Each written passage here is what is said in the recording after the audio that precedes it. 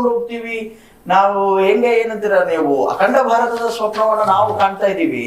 ಅದೇ ರೀತಿ ಅಖಂಡ ಬಾಂಗ್ಲಾದೇಶನ ನಾವು ನೋಡ್ತೀವಿ. ಬಾಂಗ್ಲಾ ಮಾತಾಡೋರೆಲ್ಲ ಒಂದೇ ಸೂರ್ ಕೆಳಗೆ ಬರಬೇಕು ಹಾಗೆ ಹೀಗೆ ಅಂತ ಹೇಳ್ತಿದ್ದಾರೆ.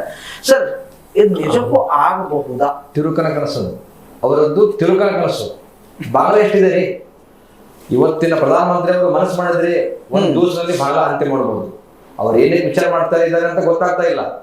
ನೀವು ಹೇಳಿದ್ರಿ ಬಾಂಗ್ಲಾದೇಶಕ್ಕೆ ಈ ಗನ್ನೆ ತಗೊಂಡೋಗಿ ಹೊಡೆತ ಕೊಡ್ಬೇಕಂತ ಏನಿಲ್ಲ.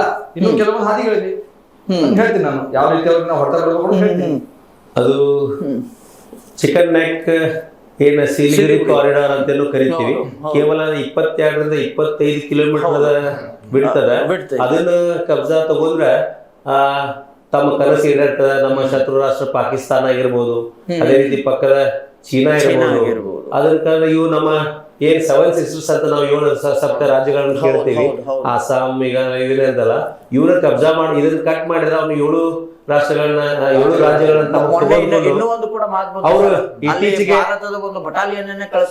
ಇಲ್ಲ ಇತ್ತೀಚೆಗೆ ಏನ ಉಸ್ಮಾನ ಹೌದಿ ಏನ ಅವನ ಶರೀಫ್ ಉಸ್ಮಾನ ಹೌದಿ ಏನ್ ಇದು ಮಾಡಿದ್ಲ, ಇತ್ತೀಚೆಗೆ ಒಂದು ಪೋಸ್ಟರ್ ಬಿಡುಗಡೆ ಮಾಡಿದ್ದ ಅವನು.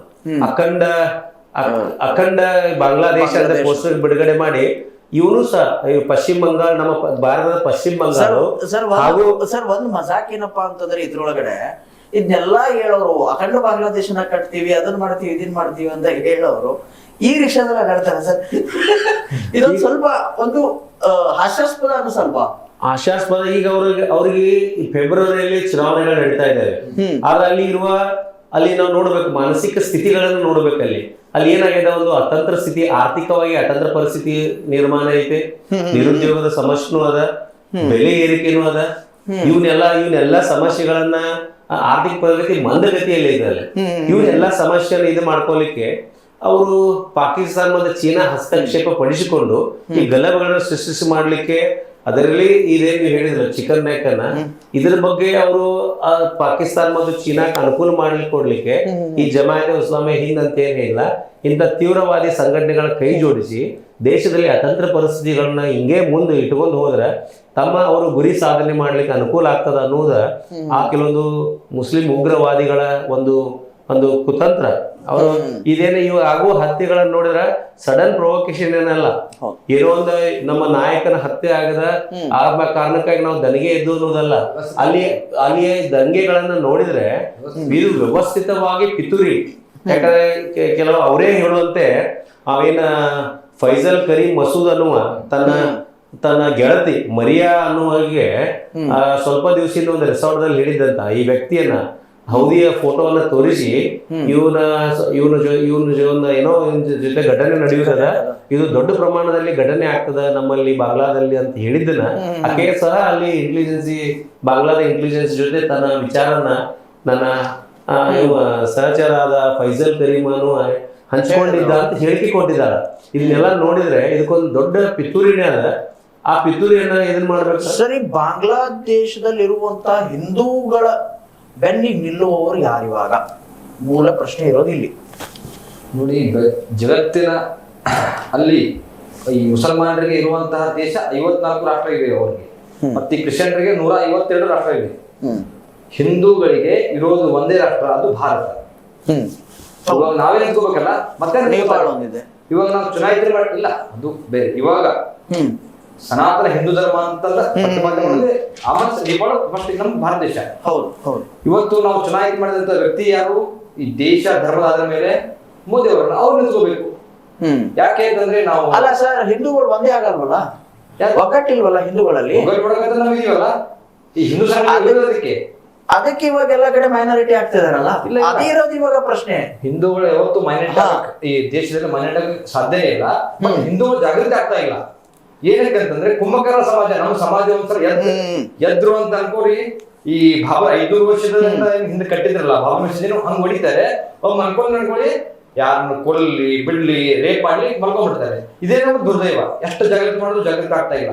ಇವತ್ತು ಹಿಂದೂಗಳಿಗೆ ಒಂದು ಸಂದೇಶ ಕೊಡಕ್ಕೆ ಇಷ್ಟಪಡ್ತೀನಿ. ಏನಪ್ಪಾ ಅಂತಂದ್ರೆ, ಇವತ್ತು ನೀವು ಜಾಗೃತ ಆಗಿಲ್ಲ ಅಂತಂದ್ರೆ ಬಾಂಗ್ಲಾದೇಶ ದೂರ ಇತ್ತು.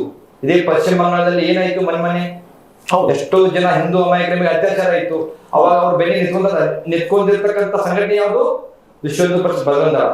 ಇದೇ ರಾಜಸ್ಥಾನದಿಂದ ಸುಮಾರು ಸಾವಿರಾರು ಸಂಖ್ಯೆಯಲ್ಲಿ ಬೈಕ್ ಮುಖಾಂತರ ಪಶ್ಚಿಮ ಬಂಗಾಳಕ್ಕೆ ಹೆದರಿದ್ರು ಅವ್ರು ಹೆದರ್ತಾರೆ, ಹೆದರ್ಸೋಬೇಕು. ಹಿಂದೂಗಳು ಒಗ್ಗಟ್ಟಾದ್ರೆ ಅವ್ರು ಹೆದರ್ಲೇಬೇಕು. ಯಾಕೆ ಅಂತಂದ್ರೆ ಇಲ್ಲಿ ಛತ್ರಪತಿ ಶಿವಾಜಿ ಮಹಾರಾಜ್ ಹುಟ್ಟಿದಂತ ದೇಶ ನಮ್ದು, ಮಹಾರಾಣಾ ಪ್ರತಾಪ ಹುಟ್ಟಿದಂತ ದೇಶ ನಮ್ದು, ಛತ್ರಪತಿ ಸಂಭಾಜಿ ಮಹಾರಾಜ ನಮಗೋಸ್ಕರ ಗುರು ನಿನ್ನೆ ಡಿಸೆಂಬರ್ 26 ಗುರು ಗೋವಿಂದ್ ಸಿಂಗ್ ಇಬ್ಬರ ಪುತ್ರರು ಧರ್ಮಕ್ಕಾಗಿ ತಮ್ಮ ಪ್ರಾಣವನ್ನು ತ್ಯಾಗ ಮಾಡಿದಂತ ದೇಶ ನಮ್ದು.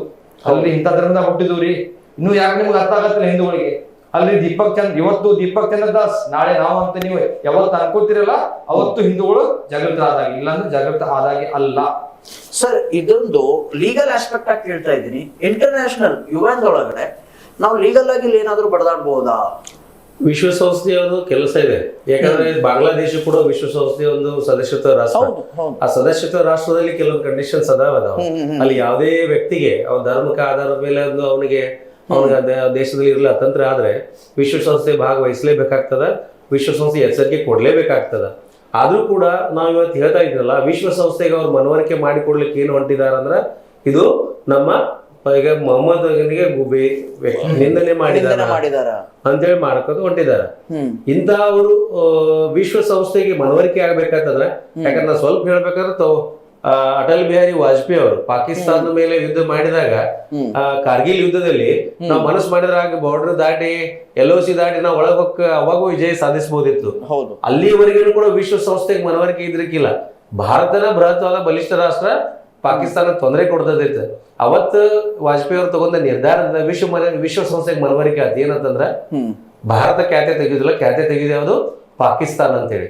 ಹಂಗ ವಿಶ್ವಸಂಸ್ಥೆಗೆ ಮನವರಿಕೆ ಮಾಡಿಕೊಡ್ಲಿಕ್ಕೆ ಸ್ವಲ್ಪ ಕೇಂದ್ರ ಸರ್ಕಾರ ಕಾಯ್ತಾ ಇದೆ ಅಂತ ನನಗೆ ಅನಿಸ್ತದೆ. ಇನ್ನೊಂದು ಚಿಕನ್ ನೆಕ್ ಬಗ್ಗೆ ನಾವು ಮಾತಾಡ್ತಾ ಇದ್ದೀವಿ. ಅಲ್ಲಿ ಸೂಕ್ಷ್ಮ ವಿಚಾರಧಾರೆಗಳನ್ನ ನಮ್ಮ ಭಾರತ ಸರ್ಕಾರ ಗಮನಿಸಿದೆ. ಆಗಾಗ್ಲೇ ಈಗ 3 ಸೇನಾ ನೆಲೆಗಳನ್ನ ನಮ್ಮ ಭಾರತ ಸರ್ಕಾರ ಮಾಡಿದೆ. ಬಿಹಾರ್, ಅಸ್ಸಾಂ ಮತ್ತು ಪಶ್ಚಿಮ ಬಂಗಾಳದಲ್ಲಿ ಮಾಡಿದೆ. ಈ ಚಿಕನ್ ನೆಕ್ ಏನು ಪಾಕಿಸ್ತಾನ ಮತ್ತು ಚೈನಾ ಪ್ಲಾನ್ ಮಾಡ್ತಾ ಇದೆ ಅಂತ ಅನಿಸ್ತದಲ್ಲ, ನಮ್ಮ ಭಾರತ ಕೂಡ 4ನೇ ಸೇನಾ ನೆಲೆಯನ್ನ ಮಿಜೋರಾಂದಲ್ಲಿ ಮಾಡ್ಲಿಕ್ಕೆ ತಯಾರಿ ನಡೆಸಿದೆ. ಆ ಮಿಜೋರಾಂದಲ್ಲಿ ಸೇನಾ ನೆಲೆ ಒಂದು ನಮ್ದು ಪೂರ್ಣ ಪ್ರಮಾಣ ಸ್ಥಾಪಿತ ಆತಂದ್ರ ಯಾವುದೇ ಕಾರಣಕ್ಕೂ ಈ ಚಿಕನ್ ನೆಕ್ದ ತೊಂದರೆಗಳನ್ನ ನಾವು ಅನುಭವಿಸುದಿಲ್ಲ. ದೇಶದ ಹಿಂದೂ ಸಂಸ್ಥೆಗಳ